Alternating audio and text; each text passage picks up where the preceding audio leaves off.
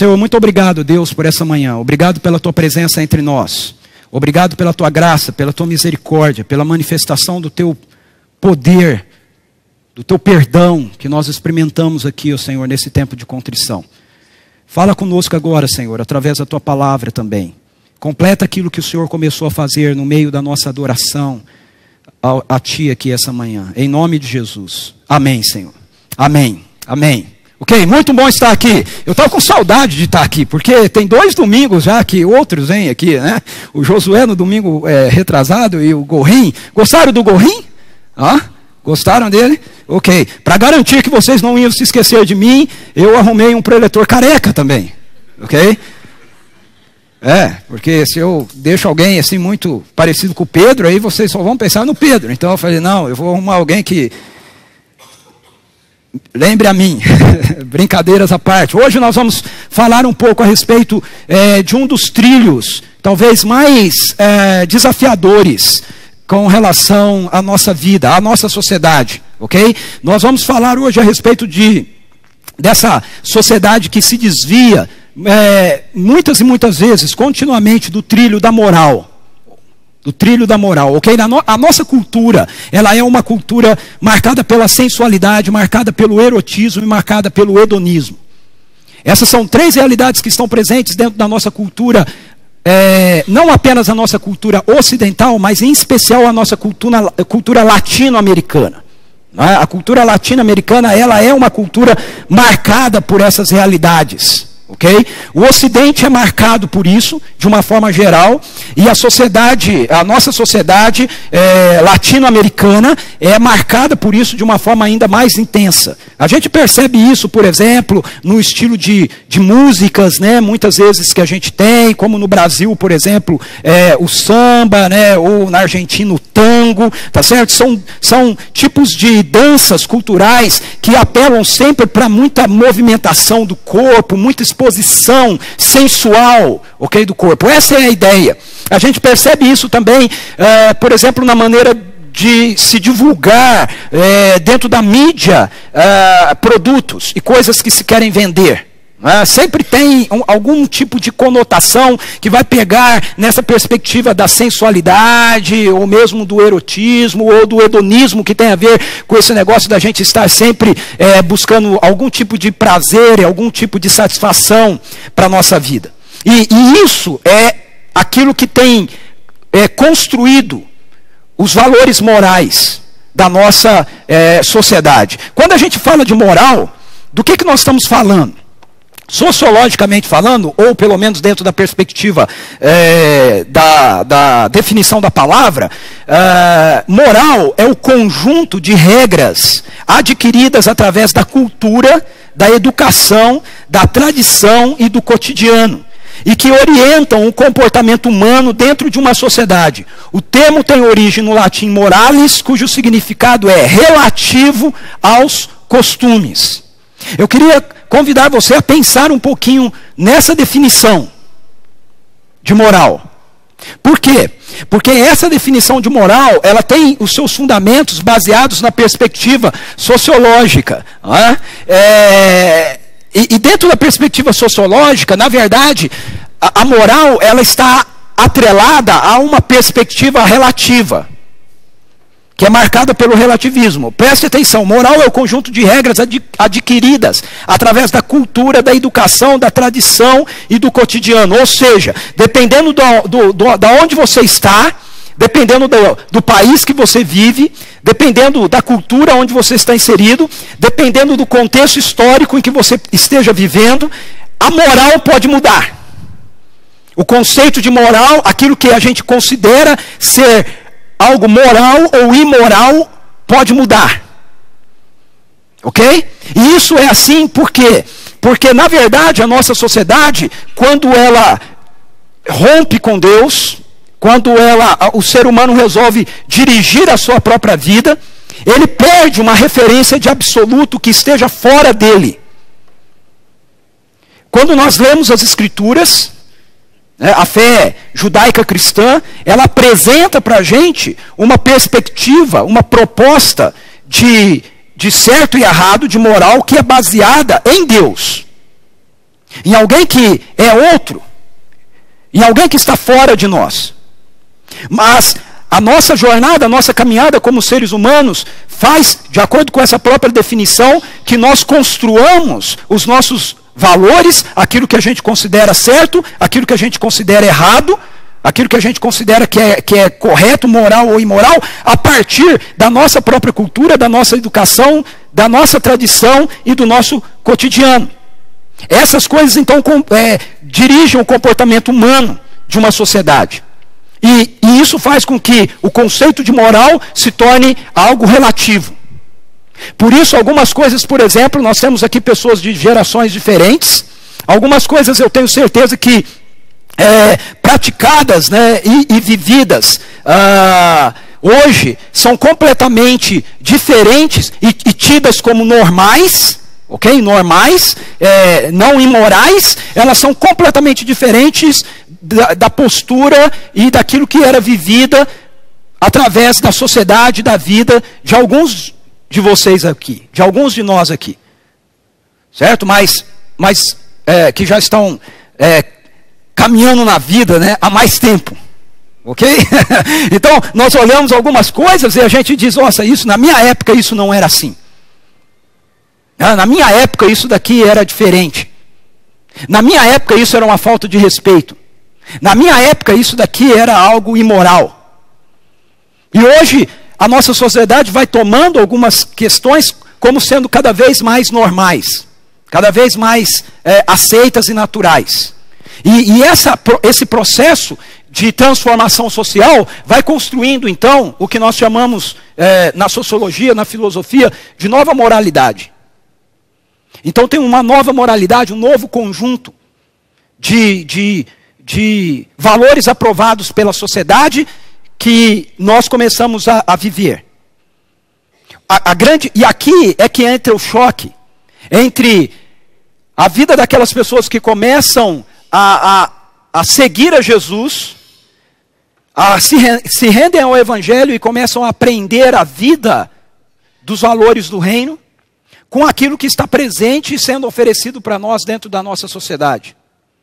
Por isso que muitas vezes alguns dos seus amigos olham para você, se você for firme em algumas posturas, e vão achar você uma pessoa retrógrada. Vão achar você, às vezes, uma pessoa moralista.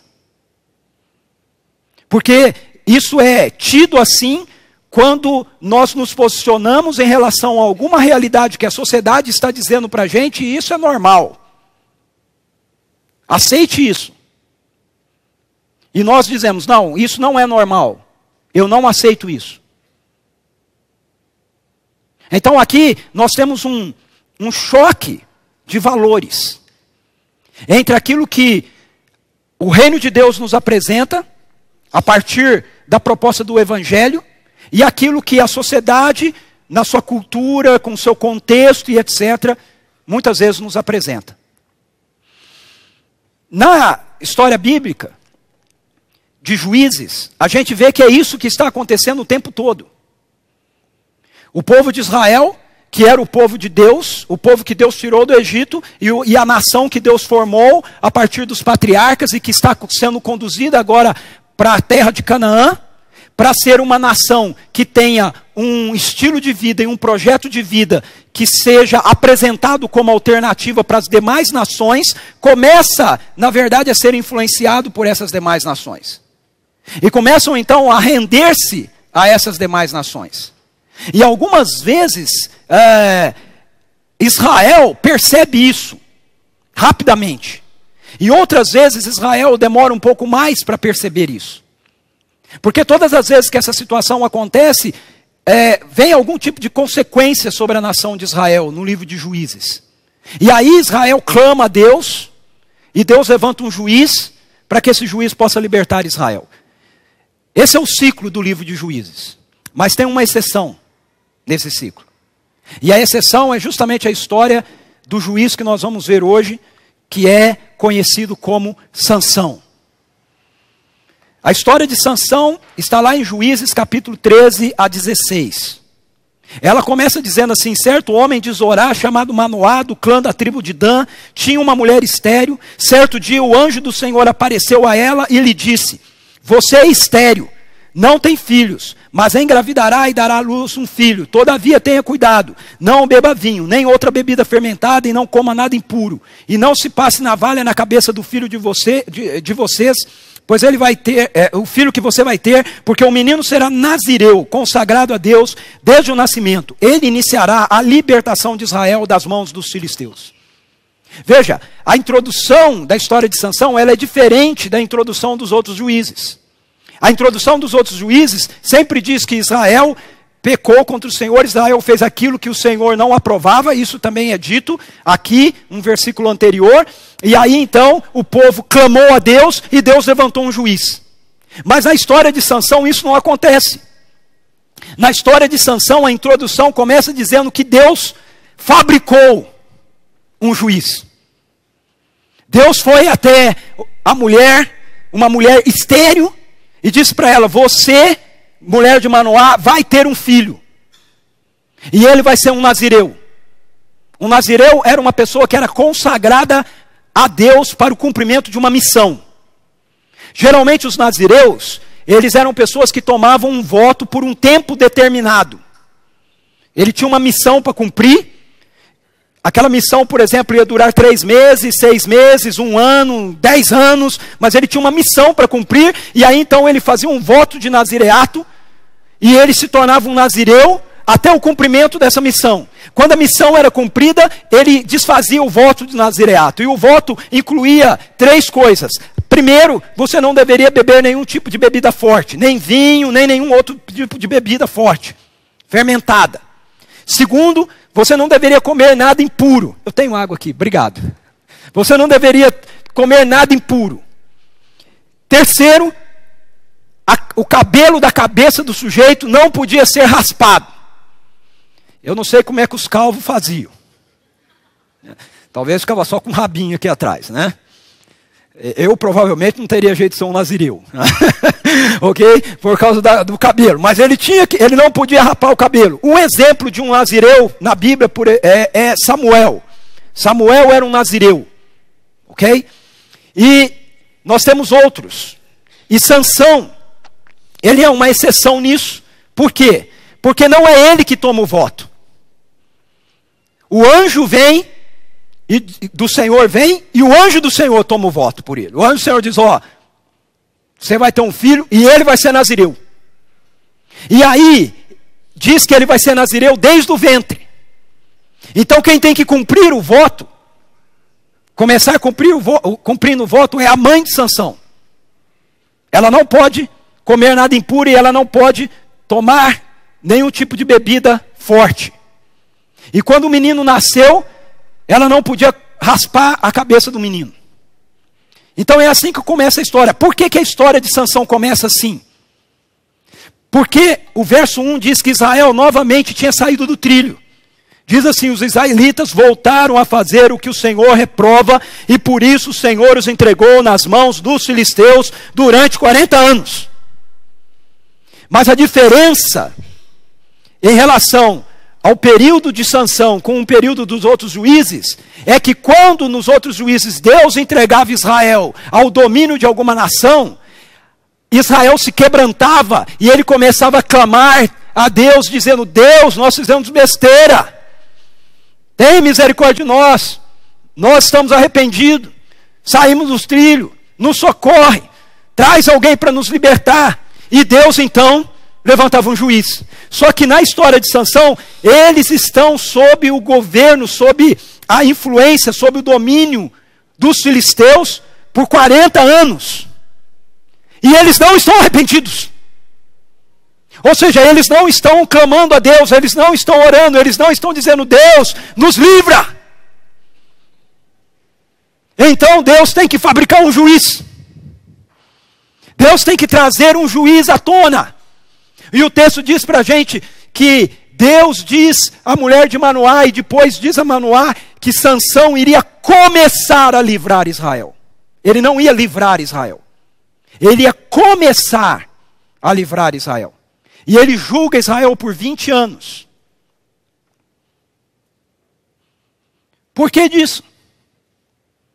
Porque o domínio dos filisteus não era um domínio a ferro e a fogo. Ao contrário das outras histórias que nós vimos aqui, dos amonitas, dos jebuseus, que eles atacavam, eles destruíam, eles oprimiam, né? E aí o povo se sentia angustiado e começavam a clamar. A estratégia dos filisteus era diferente. A estratégia dos filisteus era uma estratégia de envolvimento. Eles deixavam Israel viver a vida deles à vontade. Eles deixavam Israel ter os seus negócios, terem as suas casas, tocarem a sua vida. Só que eles tinham que pagar impostos para os filisteus. Mas se isso estivesse sendo feito, estava tudo certo. Então, o que aconteceu com Israel? Eles se acomodaram. Eles são escravos, os filisteus estão dominando a terra deles, os filisteus estão impondo os valores morais deles, a cultura deles, aos israelitas, e eles estão achando que está tudo certo, está tudo bem, porque nós não somos perseguidos. Nós podemos continuar adorando o nosso Deus, nós podemos continuar vindo à igreja, nós podemos continuar colocando os nossos filhos na escola que a gente bem entender. A gente pode continuar tirando férias. A gente pode continuar comprando aquilo que a gente quer. Então, como nós não sentimos nada, nós também não nos importamos com os valores que estão sendo nos apresentados. Nós simplesmente assimilamos esses valores. É isso que está acontecendo com Israel. E aí o que Deus faz? Deus fabrica um guerreiro. Porque há momentos em que Deus levanta poetas, mas há momentos em que Deus levanta guerreiros. E há momentos que Deus transforma poetas em guerreiros. Davi, por exemplo, que tocava harpa, era músico, né? Mas que se transforma num grande guerreiro. Aqui, Deus está fabricando um exterminador do futuro. O texto diz que Deus abençoa a mulher de Manoá, que era estéril, para que ela pudesse ter um filho, porque através desse filho, Deus ia começar a livrar Israel do jugo dos filisteus. Agora, como é que Deus ia fazer isso? Ele tinha que criar um contexto aonde os israelitas pudessem perceber que eles estavam sendo, na verdade, escravizados e oprimidos por um outro valor, que não era o valor do governo de Deus, do reino de Deus. Deus tinha que tirar os israelitas da sua zona de conforto. E como é que ele podia fazer isso? Causando intriga, confusão, briga com os filisteus. Mas não tinha nenhum israelita que estava afim disso. Estava todo mundo vivendo confortável. Aí Deus falou, ok, então eu vou trazer alguém que não vai viver assim. Aí o texto nos diz que a mulher de Sansão, a mulher de Manoá, deu à luz um menino e pôs-lhe o nome de Sansão. Ele cresceu e o Senhor o abençoou. E o Espírito do Senhor começou a agir nele quando ele se achava em Manedã, entre Zorá e Estaol.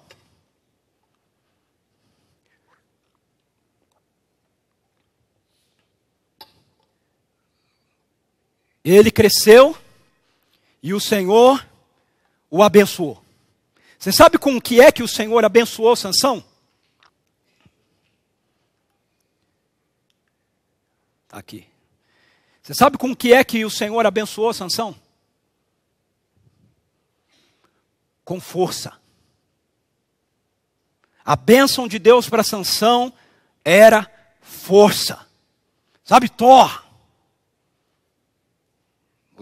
O Deus nórdico Thor, que é forte.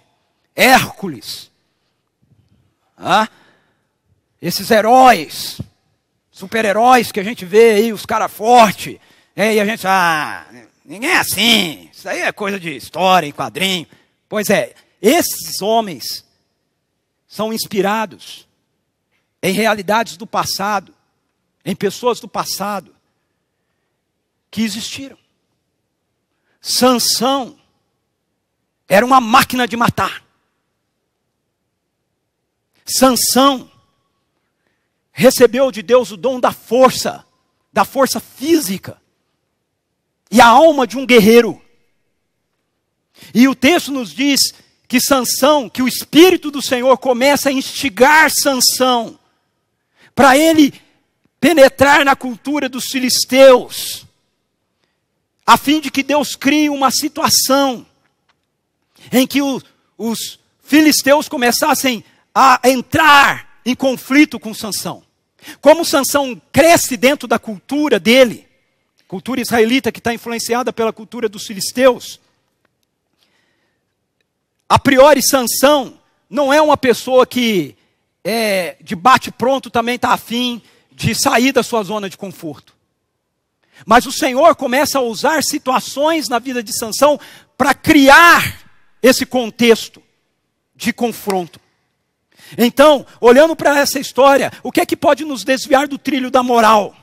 Primeiro, nós sermos conduzidos por nossos próprios impulsos. Sansão, ele é um juiz polêmico, porque Sansão tem um dom da força, mas Sansão está inserido nos valores morais da cultura dos filisteus. Sansão não tem com ele os valores do reino de Deus. Ele não se deixa governar pelos valores do reino de Deus. Ele também está influenciado pelos valores da cultura que lhe cercam. Mas Deus usa todas essas situações na vida de Sansão para fazer com que Sansão realize exatamente aquilo que ele quer. Mas quando a gente olha para Sansão, a gente percebe essa perspectiva de que a nossa vida pode ser influenciada pelos valores morais da sociedade que nos cerca, que é contrário aos valores do reino de Deus, quando nós nos deixamos ser conduzidos pelos nossos próprios impulsos. Veja, Juízes 14:1 diz assim: Sansão desceu a Timna. Timna era uma das cidades dos filisteus, e viu ali uma mulher do povo filisteu. Ele viu uma mulher do povo filisteu. Um dos problemas que eles tinham era justamente isso, que os israelitas não estavam se importando com o fato de que as filhas deles, os filhos deles se casassem com as filhas e os filhos dos filisteus e se envolvessem com os valores dos filisteus. Isso não importava para eles. Agora eu fico imaginando a mãe de Sansão, que teve aquela experiência com o anjo, e o pai de Sansão, porque o anjo volta para falar com Manoá depois, dizendo para ele: o menino vai ser consagrado a Deus. Desde o ventre, um israelita sabia o que era ser um nazireu. Aí o Sansão cresce. Eu imagino que se eu sou o Manoá, se eu sou o pai de Sansão, eu ia ficar contando essa história para o meu filho. Filho, sabe como é que você nasceu? Um dia a mamãe estava lá no campo, apareceu o anjo do Senhor para ela. E aí ele disse que você vai ser uma pessoa muito especial. Que você é um nazireu, você vai fazer algo muito especial para Deus. Você não ia educar seu filho assim? Eu ia educar meu filho assim, contando para ele a história do que aconteceu com ele. Aí o Sansão cresce, rapazão, né? Tá lá, todo trincado, sarado, né? Animadão, fortão, né? Morenão. Por que não loirão? Porque era israelita. Israelita é morenão. Morenão, né, e tal, cabeludo. Né? Já pensou? É o Brad Pitt. Né? Aí tá indo lá. Ué, o Brad Pitt lá no Aquiles, Troia, não é? Olha lá, Troia, cara. Ué, falei besteira aqui?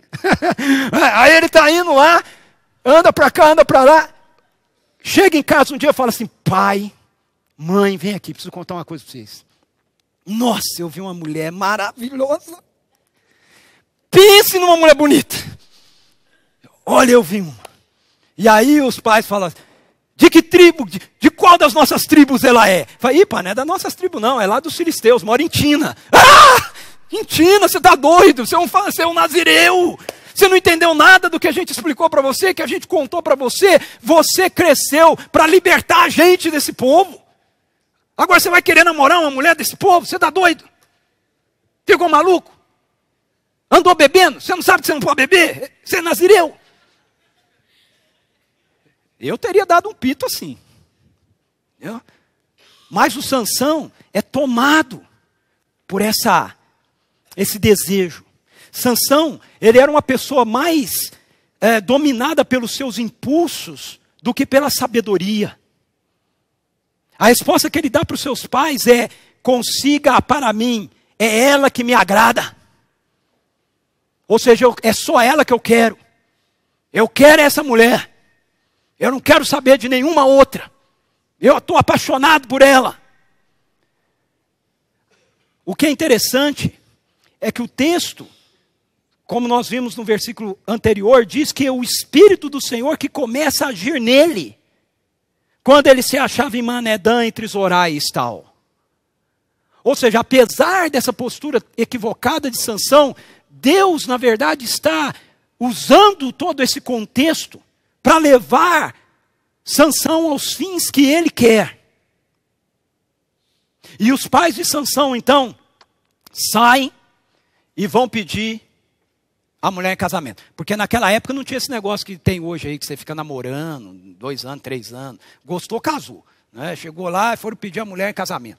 Aí foram para lá, conversaram com o pai da noiva, se acertaram, tá bom, então vai casar, e etc. Aí marcaram a data da festa, e a festa de casamento naquela época durava 7 dias.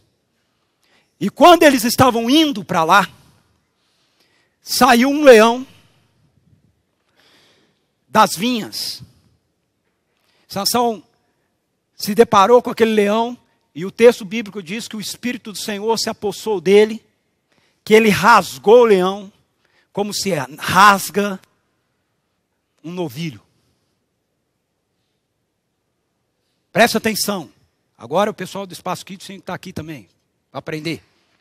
Parar de contar a história errada para as crianças. O texto bíblico diz que Sansão rasgou o leão. Esse verbo no hebraico significa que foi uma única ação. Não teve luta. Não teve do lado esquerdo, pesando 110 quilos, está Sansão. E do lado direito, com 250 quilos, o poderoso leão. Não teve isso. Não teve o leão vendo, e o leão dá uma patada e Sansão desvia, dá uma no fígado do leão, segura o leão pela juba, puxa a boca do leão, o leão morde Sansão, Sansão pisa no rabo do leão, e o leão fala: isso é golpe baixo. Não teve isso. Não teve. O texto diz que Sansão rasgou o leão. Um golpe. Só que ele diz mais. Ele diz assim: ele rasgou o leão como se rasga um novilho. Quando eu li isso pela primeira vez, muitos anos atrás, eu me perguntei: como é que rasga um novilho? Porque ele está dando um exemplo. Né? Rasgou o leão como se rasga um novilho. Você sabe, filho, como rasgar um novilho? Não, nem eu. Mas tem mais. Como se rasga um novilho? A moda israelita. Porque o texto está sendo escrito primeiro para Israel. Então não é como se rasga um novilho aqui no Brasil. Aí eu fui pesquisar isso. E eu descobri que os israelitas matavam um novilho, faziam 2 hastes fincadas na terra, amarravam um bichinho de cabeça para baixo, uma patinha aqui, outra patinha aqui, uma patinha aqui, outra aqui, metiam o cutelo na parte traseira, entre as patas, e numa puxada rasgava o novilho até embaixo. Sansão rasgou o leão, como se rasga um novilho. Coitado do leão. Não teve luta. Não deu nem pro cheiro. Não deu nem pro começo. O leão veio e Sansão, num único golpe, partiu ele no meio. Como se parte um novilho. Aí, como eu gosto de ler a Bíblia com imaginação, e como eu sou lutador, eu fiquei imaginando. Que golpe se dá para rasgar um leão desse jeito, né? Como é que você dá um golpe que rasga um leão assim? Se foi como se rasga um novilho, foi pela parte de trás. E aí eu fiquei imaginando a cena. Imagina aí que eu vou fazer uma vez só, não vou repetir, hein? O leão estava lá e Sansão está aqui. O leão sai e pula para cima de Sansão. Quando ele pula, Sansão...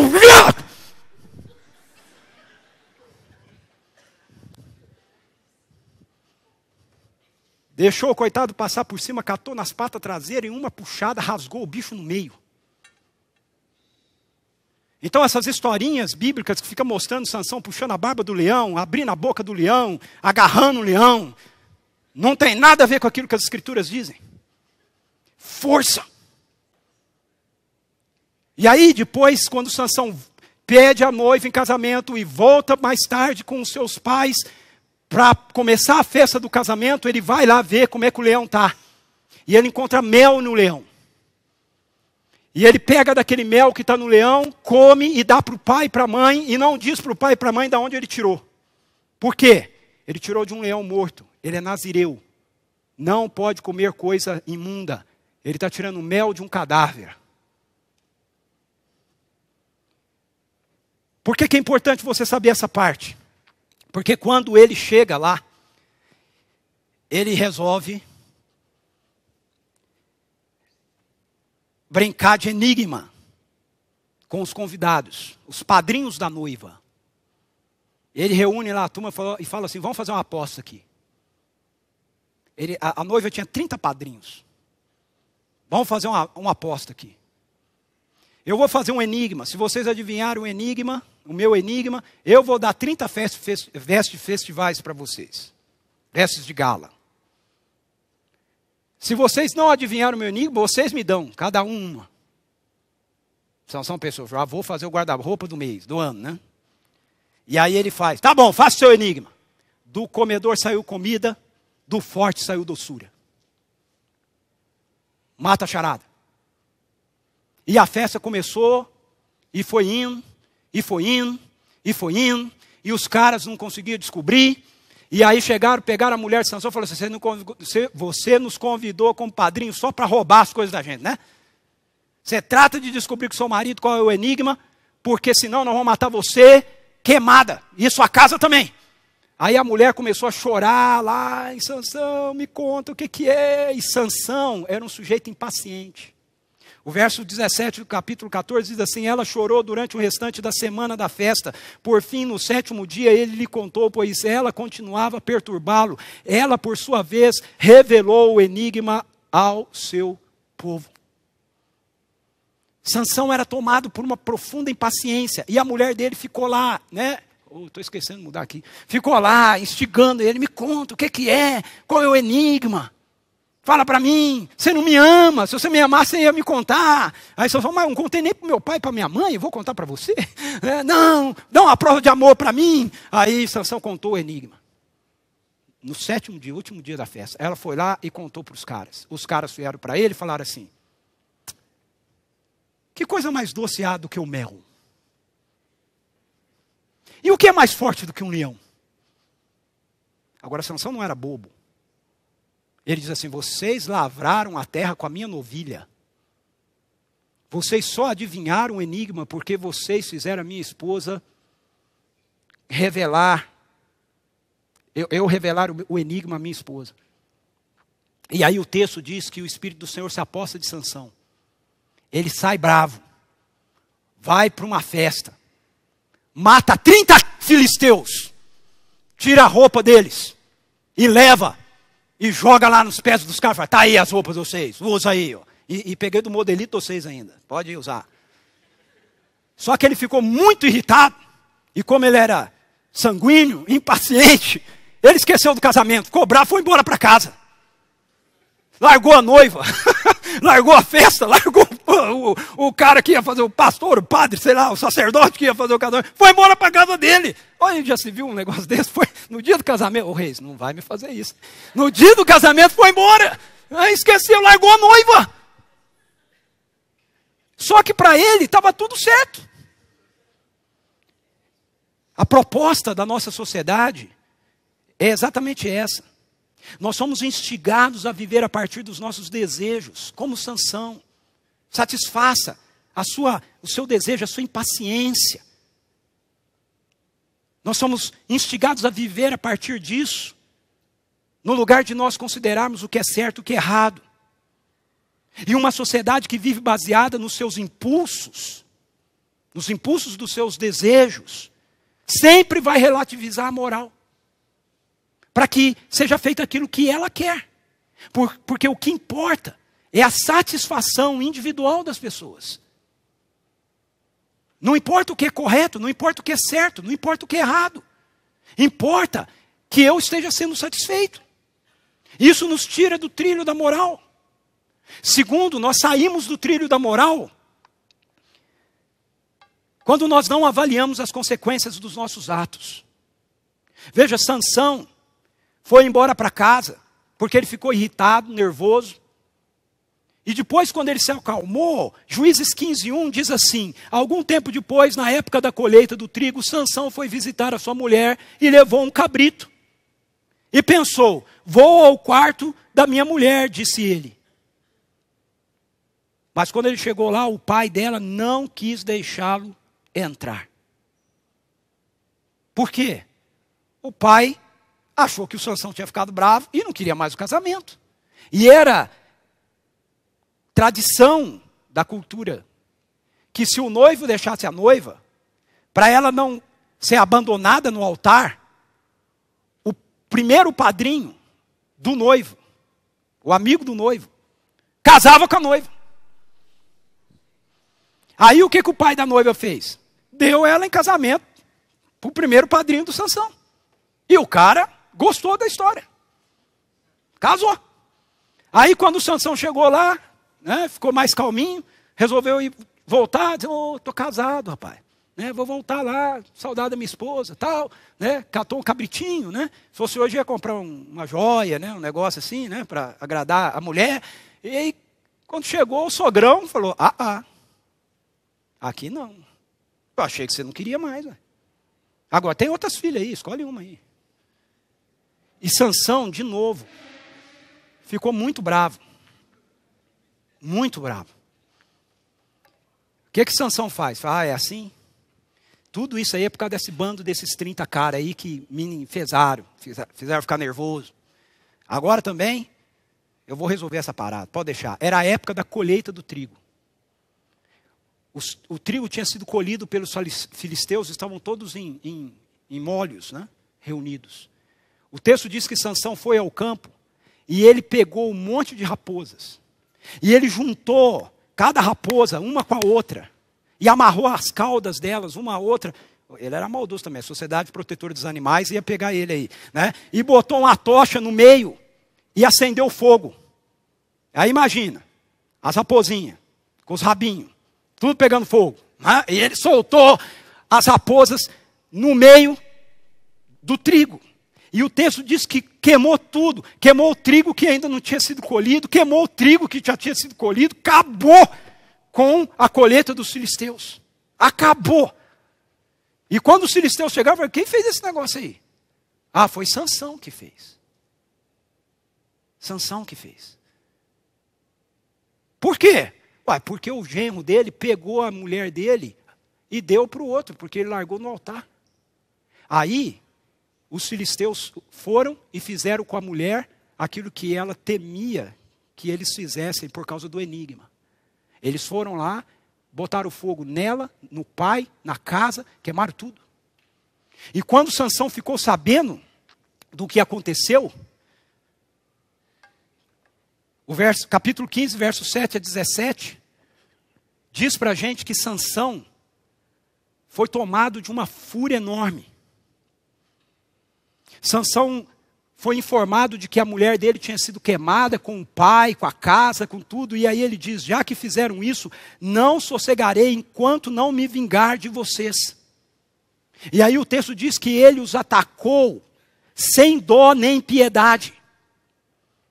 E fez terrível matança. Ele os atacou sem dó nem piedade. E fez terrível matança. Isso é na cidade de Timna. Ele dizimou a cidade de Timna. E aí ele desceu e ele ficou numa caverna na rocha de Etã. Pronto. A confusão tinha sido armada. E o povo de Israel que estava vivendo confortavelmente, influenciado pela cultura, pela moralidade dos filisteus, agora começam a ser pressionados pelos filisteus. O texto nos diz que os filisteus reúnem o seu exército e eles vão para cima de Judá para guerrear com Judá. E os da tribo de Judá dizem, peraí, por que vocês estão vindo aqui? O que nós fizemos? Nós estamos fazendo tudo certinho, estamos pagando imposto, está tudo em dia. E aí eles falam, não estamos vindo aqui por causa de vocês, nós estamos vindo aqui por causa de Sansão. Por causa daquilo que ele fez conosco em Timna. Nós vamos acabar com tudo quanto é judeu que tem aqui, tudo quanto é israelita que tem aqui, a não ser que vocês nos entreguem Sansão. E aí, o povo de Judá resolveu mandar uma equipe para buscar Sansão. Versículo de número 11, diz assim, eles montaram uma equipe pequenininha para buscar Sansão. Eles disseram, o verso 11 diz assim, 3.000 homens de Judá desceram então a caverna da rocha de Etã e disseram a Sansão, time básico. Olha o que eles dizem para Sansão. Você não sabe que os filisteus dominam sobre nós? Você viu o que nos fez? Eles tinham consciência. Como acontece muitas vezes entre nós. Quando os valores do reino, o evangelho começa a ser anunciado e pregado para valer por alguém ou por algumas pessoas, algumas igrejas, daqui a pouco o próprio povo de Deus começa a dizer para a gente, ei, vocês estão sendo muito radicais. Ei, vocês não sabem que assim o mundo não vai gostar da gente? E Sansão responde, fiz a eles apenas o que eles me fizeram. Disseram-lhe, viemos amarrá-lo para entregá-lo aos filisteus. Bacana demais, né? Lutando contra o inimigo errado, mas está aí. Sansão disse, jurem-me que vocês mesmos não me matarão. Certamente que não. Responderam eles, somente vamos te amarrar e entregar para os filisteus. Ô Sansão, você está estranhando a gente? Nós somos seu amigo, pô. Não vamos matar você. Que isso, rapaz? Crescemos juntos. Não vamos matar você? De forma nenhuma. Nós vamos amarrar você e entregar você para os nossos inimigos. Só isso. E aí Sansão falou assim, então tá bom. Vou amarrar. Aí o texto diz que eles amarraram Sansão com cordas novas. E mandaram um recado lá para os filisteus. O Sansão já está amarrado. Está lá na cavidade de Etã. Nós estamos buscando ele. Está lá nas rochas. Nas cavernas. E os filisteus não quiseram saber. Eles foram e partiram para cima de Sansão. Quando eles viram Sansão subindo da cavidade de Etã, lá do alto da montanha, e viram que Sansão estava amarrado, eles ficaram todos animados. E falaram, não vamos levar nem embora, vamos matar aqui mesmo. E desceu todo mundo. E o texto bíblico diz que o Espírito do Senhor tomou posse de Sansão. E as cordas que amarravam o seu corpo se desfizeram como estopas de linho queimado. E tinha um jumento morto perto de Sansão.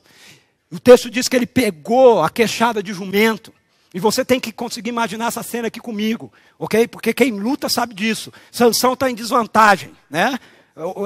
Sansão está em vantagem, melhor dizendo. Sansão está embaixo, a turma está descendo, não tem jeito de parar não. Né? Vai vendo, correndo, já viu? Descendo ladeira. Os caras tudo assim, Sansão embaixo. Sansão pega e empunha a queixada de jumento. E diz o texto que ele começa a lutar com aqueles soldados filisteus que vêm com espada, escudo, arma, lança. E ele mata 1000 filisteus. Com uma queixada de jumento. E Deus também transforma guerreiros em poetas. Quando ele termina de matar, ele faz uma musiquinha. Uma canção nova de louvor para ser cantada na igreja de Judá. A canção dizia assim: um montão, outro montão. Com uma queixada de jumento, eu matei 1000 homens. E aí, de novo, me desculpa, tá? Mas eu fico imaginando a cena, né?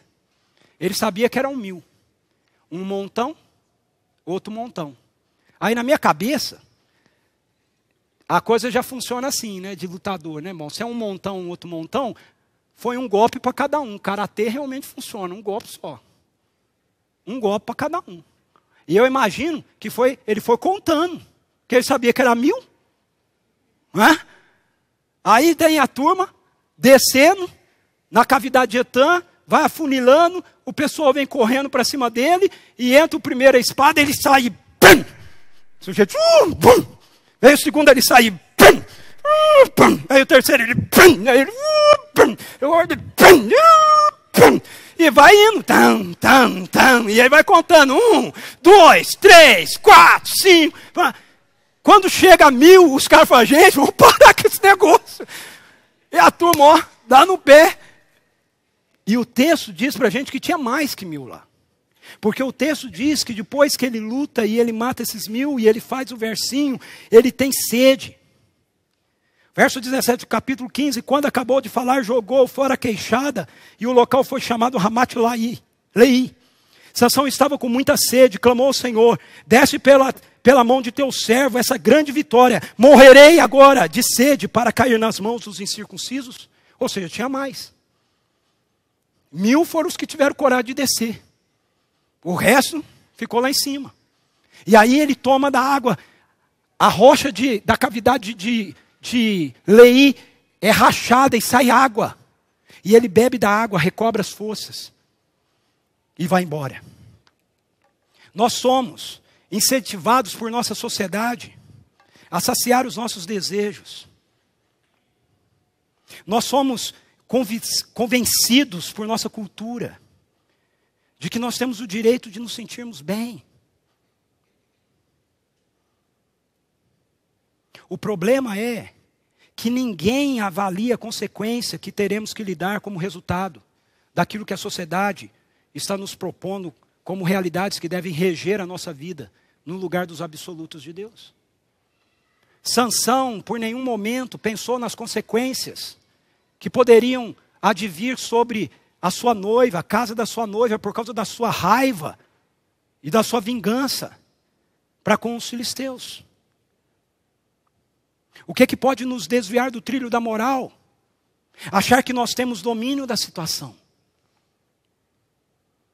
Sansão começa a se acostumar tanto com a sua força, com as vitórias que ele obtinha, que ele começa a achar que ele tem controle. O texto nos diz, em Juízes 16:1, que certa vez Sansão foi a Gaza e ele viu uma prostituta e passou a noite com ela. Sansão ele era tomado por essa perspectiva da sexualidade descontrolada. Sansão era extremamente forte, mas desculpa a expressão aqui, não podia ver um rabo de saia. Era muito forte para enfrentar os homens, mas não podia ver uma mulher bonita passar perto dele. Viu uma prostituta em Gaza e foi dormir com ela. E ele resolveu passar a noite em Gaza. Ele sabe que os filisteus estão atrás dele. Mas o coração de Sansão está tomado de soberba. Eu sou o cara. Eu sou forte. Eu sou aquele que Deus usa. E ele dorme em Gaza. No final do dia, as cidades daquela época tinham os muros com os portões e os portões eram fechados. Mas Sansão não estava preocupado. E aí informam para os gaditas, olha, Sansão está lá com uma prostituta. E aí eles falam, opa, vamos montar uma cilada para ele. Quando os portões da cidade se abrirem de manhã e ele for sair, a gente ataca ele. Mas o texto nos diz que antes dos portões se abrirem, de madrugada, Sansão acorda e resolve ir embora. E a mulher diz para ele, mas amorzinho, onde você vai? Está cedo ainda. Os portões nem abriram. Ele falou, não, vou embora. E o texto diz para a gente que Sansão sai dali. Verso 3, 16:3. Sansão, porém, ficou deitado só até a meia-noite.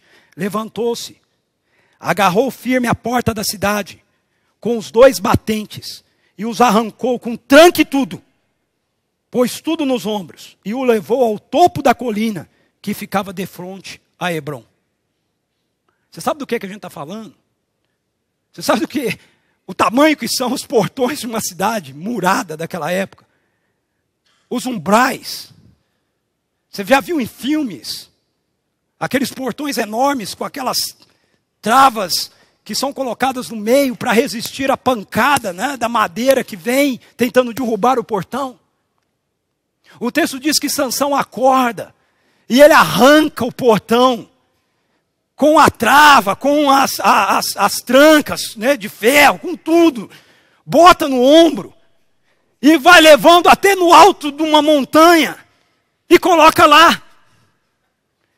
Se você não está entendendo, ele tirou o maior sarro na cara dos filisteus. Ele disse, aí, agora vem tirar o portão daqui.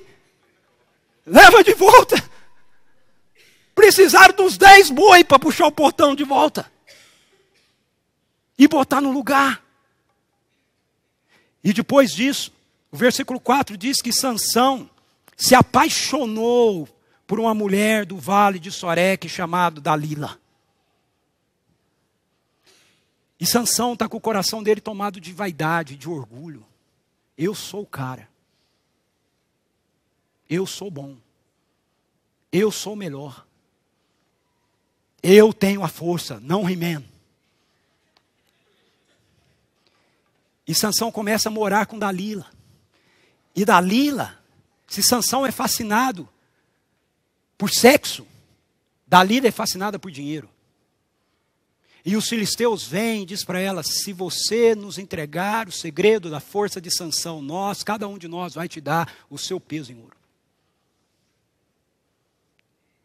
E Dalila começa a fustigar Sansão. Se você me ama, conte-me o segredo da sua força. E Sansão já tinha tido a experiência com a mulher, lembra? Com a mulher dele lá. Que tinha contado o segredo e soube onde a coisa foi parar. Ao invés dele dar um corte em Dalila, dizer assim, mulher, vamos parar com esse negócio. Não tem essa história de segredo, não. Vamos parar com isso. Não, ele começa a jogar, ele começa a brincar com Dalila. Ele começa a dizer, não, se me amarrar com cordas novas, a minha força vai embora. Se tecer o meu cabelo, as minhas 7 tranças. O cara era ainda Rastafari ainda, né? 7 tranças assim, trançar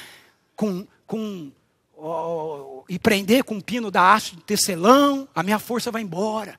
Ele começa a brincar com a tentação, brincar com a realidade do pecado. Por quê? Porque Sansão está cheio de si. Ele está cheio de si. E cada vez que ele conta, ele diz, ele brinca com Dalila, fingindo que ele contou o segredo dele. O que Dalila faz? Ela arma uma emboscada. Ela coloca soldados escondidos no quartinho do fundo. E ela faz com Sansão aquilo que Sansão falou. E aí, ela diz para eles, Sansão, ela o acorda dizendo, Sansão, os filisteus vêm sobre ti. E o texto diz que ele acorda, arrebenta as cordas, arranca os negócios que estão presos no cabelo dele. E cada vez ela chora mais, ela fala mais. Você está brincando comigo, você não me ama, você é mentiroso. Agora, gente, para você pensar nisso. Por favor. Essa pregação aqui vai ficar na metade, tá? Que eu estou só na metade dela. Ok? Mas para pensar nisso. Por favor. Quantas vezes a gente faz isso? quantas vezes a gente brinca com isso? Quantas vezes a gente vê que o caminho que nós estamos trilhando vai nos destruir. E nós, imprudentemente, continuamos. Os sinais são dados. Cadê o senso? Cadê a lógica? Cadê a inteligência na cabeça de Sansão? Não é óbvio que se ele está falando para Dalila, o que é que se faz com ele para ele perder a força? E ela sempre faz, que se ele contasse a verdade, ela também faria. Mas em nenhum momento ele para pensar nisso. E o texto diz que ele abre, ele descobre-lhe todo o seu coração e diz toda a verdade. Diz: eu sou nazireu, desde o ventre da minha mãe. Nunca subiu navalha no meu cabelo. Ele é o símbolo do meu compromisso com Deus. É o símbolo da minha aliança com Deus.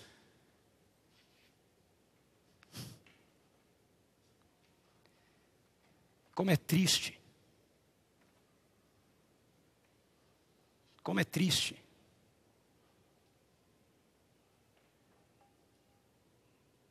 Ver a vida da gente sair do trilho assim. O que acontece? Dalila faz Sansão dormir no seu colo. E rapa-lhe. Corta-lhe os cabelos da cabeça. E aí ela grita para Sansão, como ela fez de todas as outras vezes. Sansão, verso 16, 19, fazendo dormir no seu colo, ela chamou um homem para cortar as 7 tranças do cabelo dele. E assim começou a subjugá-lo. E a sua força o deixou. Então ela chamou: Sansão, os filisteus estão te atacando. E o texto diz assim: ele acordou do sono. Preste bastante atenção nesse versículo. Ele acordou do sono e pensou: sairei como antes e me livrarei. Se acostumou tanto com o dom que Deus havia lhe dado, que se esqueceu que o dom era de Deus e não dele. E o texto diz assim: mas não sabia que o Senhor o tinha deixado.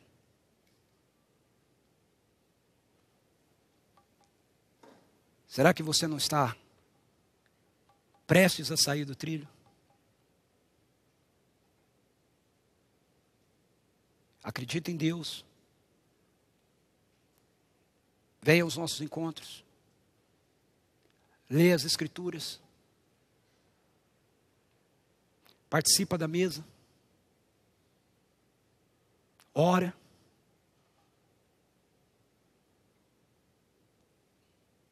Mas ao mesmo tempo está se deixando influenciar por todos os valores morais da nossa sociedade que são contrários aos valores do reino de Deus. Achando que ainda assim está tudo certo. Está tudo certo. Eu e você precisamos compreender que Deus não quer apenas o nosso trabalho. Ele quer o nosso coração. Deus quer a nossa devoção. Não apenas a nossa dedicação a uma tarefa. Sansão se esqueceu disso. Sansão se esqueceu que ele era sim o juiz que Deus havia fabricado como uma máquina de guerra para começar a livrar Israel. Mas para isso ele precisava amar, temer, andar em comunhão e intimidade com o Senhor. Ele começou a depender mais dele mesmo do que de Deus. Ele começou a achar que ele tinha o controle. E não é isso que acontece. Eu tenho controle. É só uma troca de olhares. Não vai acontecer mais nada. É só a correspondência de um sorriso. É só um café que eu vou tomar com ele. É só um café que eu vou tomar com ela. É só uma duplicata que eu não vou assinar. Será somente uma vez. É só um valor que eu vou pegar, mas eu vou devolver. Eu quero apenas ser educada com ele. Afinal, ele é tão gentil. Diante do seu elogio. E etc. Mas, na hora que o perigo chegar, eu vou levantar e vou me livrar outra vez. Cuidado. Porque talvez o Espírito do Senhor já não esteja agindo em você, em mim, em nós. Como é que Deus nos conduz pelo trilho da moral? De volta. Vou passar rapidamente aqui. Apesar de tudo isso, a história de Sansão nos mostra que Deus nos conduz pelo trilho correto, se relacionando conosco com base na sua aliança e não na nossa moralidade. Veja, apesar de todas essas distorções na vida de Sansão, o texto nos diz que Deus sempre operou em Sansão por causa da aliança que ele tinha com ele, que era marcada pelo cabelo, que era o símbolo do voto de nazireato, da aliança. Enquanto Sansão preservou essa aliança, Deus o usou, mesmo ele se equivocando. Por quê? Porque se você preserva a aliança e você erra, você se arrepende e volta atrás. Mas se você abre mão da aliança, o Espírito do Senhor não está com você. 15 e 14, quando ia chegando a Leí, os filisteus foram ao encontro dele aos gritos, mas o Espírito do Senhor apossou-se dele. Essa é a expressão que se repete quando ele mata o leão, quando ele mata os 30. O Espírito do Senhor. Segundo, Deus nos conduz pelo trilho da moral, sustentando-nos com sua graça. Há esse versículo 22 que eu acho lindo na história. Veja se não é um versículo desnecessário. Mas logo o cabelo da sua cabeça começou a crescer de novo. Por que esse detalhe? Para quê? Se não for queda de cabelo, todo mundo sabe que se cortar vai crescer de novo. Mas o Espírito Santo inspira o escritor bíblico a colocar esse detalhe. Lindo. Maravilhoso. Mesmo em meio ao nosso caos, mesmo quando nós quebramos a aliança, Deus não quebra a sua conosco. Mesmo quando a gente tem que lidar com atos de justiça ou de juízo de Deus, sobre escolhas erradas que nós fazemos, Deus vem ao nosso encontro com a sua graça. O cabelo da sua cabeça começou a crescer de novo, logo após ter sido cortado. Graça. E por fim, Deus nos mantém ou nos conduz pelo trilho da moral, dos valores do seu reino, nos reconduzindo à missão. Sansão tem os seus olhos furados pelos filisteus. Ele é levado para Gaza, que foi aonde Sansão os humilhou, arrancando os portões. E ele é colocado no templo de Dagon, agora para divertir os filisteus, para ele ser humilhado diante dos filisteus. E Sansão faz aquilo que a gente fez essa manhã aqui, que eu espero de coração que você tenha feito, porque eu fiz, e eu espero que você tenha feito. No nosso tempo de contrição, de confissão, Sansão confessou seu pecado a Deus, quebrantou-se diante dele, disse: Senhor, eu estou vivendo pela causa errada, eu saí do trilho,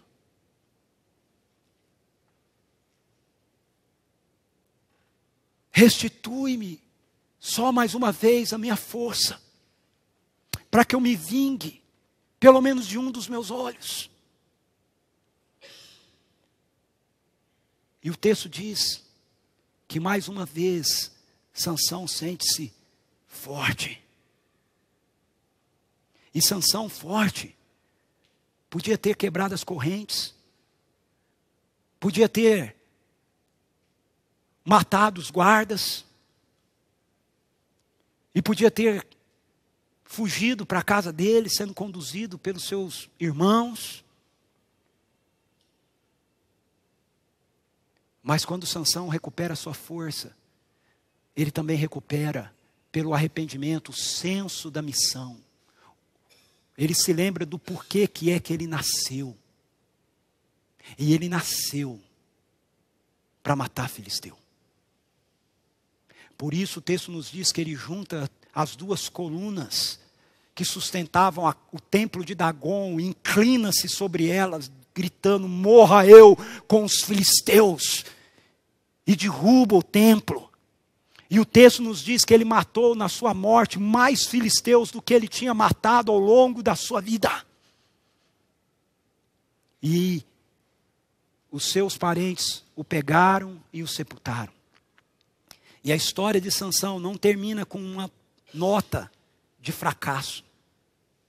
Termina com uma nota de vitória. O verso 20 diz: Sansão liderou Israel durante 20 anos no tempo do domínio dos filisteus.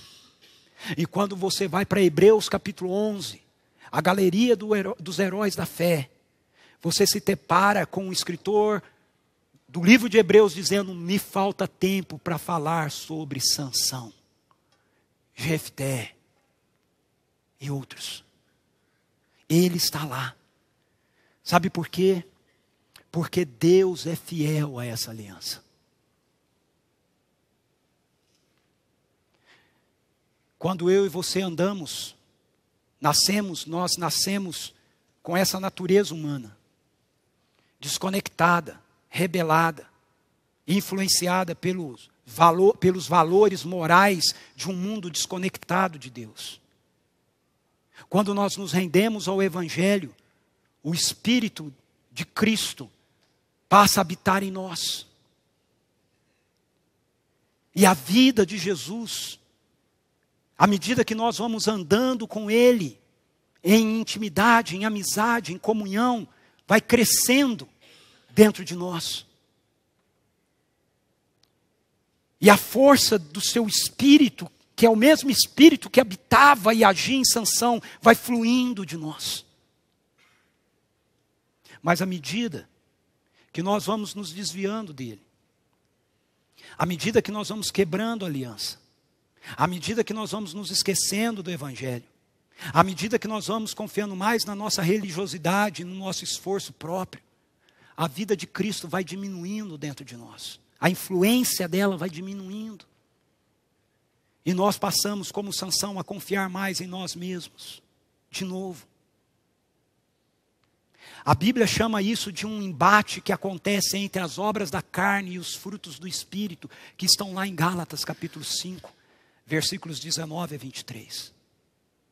E a maneira da gente cultivar a vida de Cristo, o Espírito de Cristo, sempre fluindo intensamente de nós, não é através do nosso esforço, mas é através da nossa busca de intimidade com Jesus. Conforme João 15,4 nos diz. Como os ramos precisam estar ligados à videira para que eles possam produzir frutos. Vocês precisam estar ligados em mim, diz Jesus, para que a vida de vocês possa produzir frutos.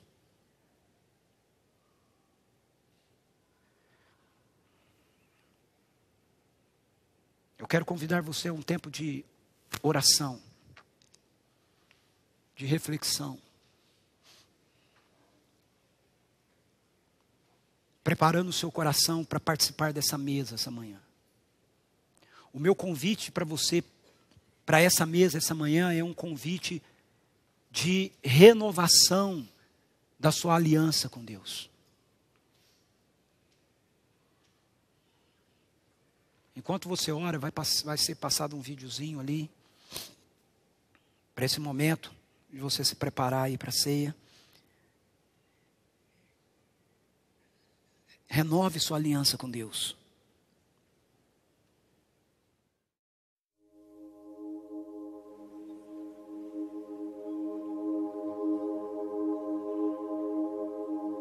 I love the cross.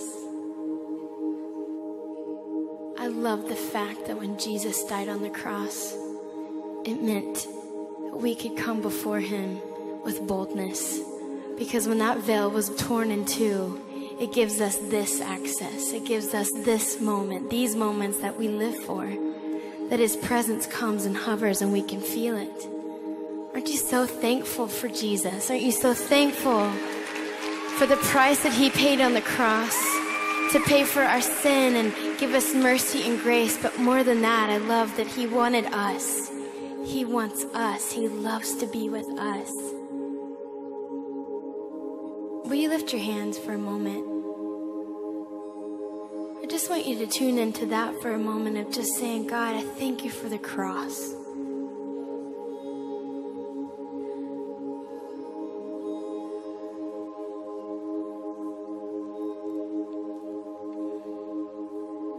There's no one like you, Jesus.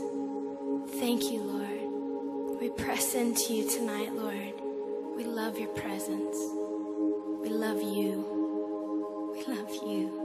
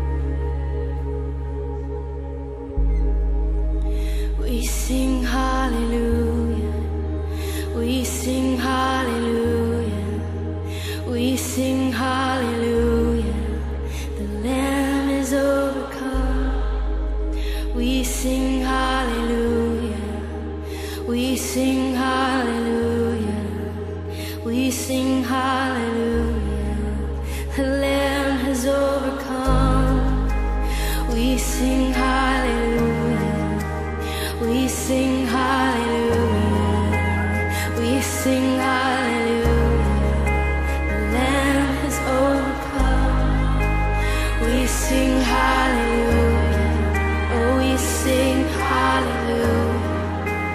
We sing hallelujah. The Lamb has overcome. We sing hallelujah. We sing hallelujah. We sing hallelujah. The Lamb has overcome. We sing hallelujah. We sing hallelujah. We sing hallelujah. The Lamb has overcome. We sing hallelujah. We sing hallelujah. Oh, we sing hallelujah. The Lamb has overcome. We sing hallelujah. We sing hallelujah. We sing hallelujah. The Lamb has